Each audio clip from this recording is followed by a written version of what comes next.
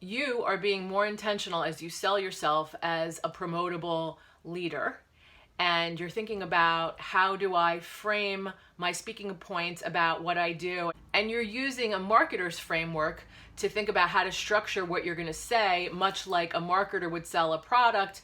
This is how you're framing language about yourself and your work. For the best strategies to take your career to the next level, subscribe to my channel and hit the bell so you can be notified when I post new content weekly. I'm Christina dellisanti-Miller of Full Potential Realized, and I provide corporate women, especially those in male-dominated industries, with a clear path to senior leadership. So I've done 2 previous videos on components of Rick Mulready's framework, which is Flagship offer, and I'll leave you links in the description so you can see the first 2 pieces. But we've covered the first part, which is even before you frame your speaking points, is really understanding your client's needs, pain points, and desires, and what's happening for them in the business, and where gaps are that specifically your work helps to close. And then we talked about the first 2 pieces of the framework, which are the promise and the premise. And the last 2 pieces of the framework are the process and the price.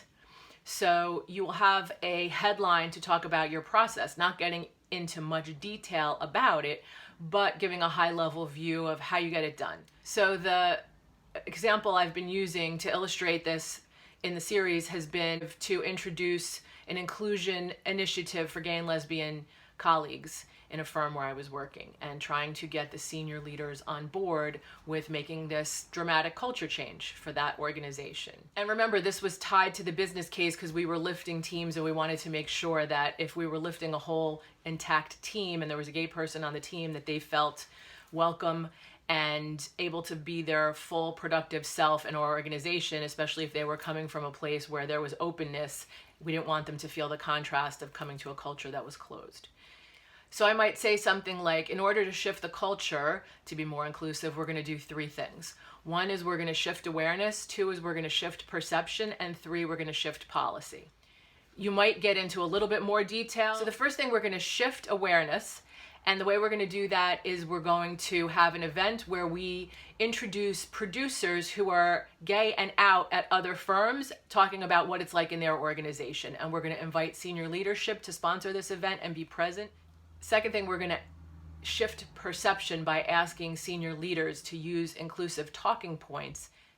And they took it one step further and changed the way they managed taxes because they were unequal, and they made them equal, basically. So 3 things: awareness, perception, and policy. Right? High-level view of the process. The 4th piece of this framework is price. So if you are producing a product in the market, it's an actual price for the product. But in this case, if we're applying this marketing framework to ourselves and our product, let's think about it this way. What is the price that you're asking this client to pay to receive the services? So we might have asked the client in this case as a price for this service of helping make their business more inclusive and more attractive to key producers.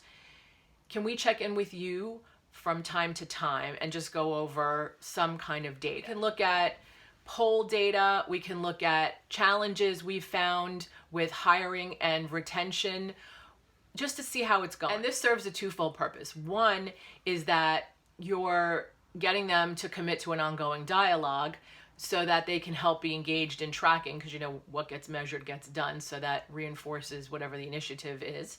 But secondly, you're developing your relationship with them over time in a way that's data-driven and is relating to helping them meet a business need. So those are the process and price elements of the framework. I hope that is useful for you for thinking about how to structure speaking points about what you're doing, and you infuse them as appropriate into conversations that you're having, either in networking events and meetings or in one-on-ones with seniors.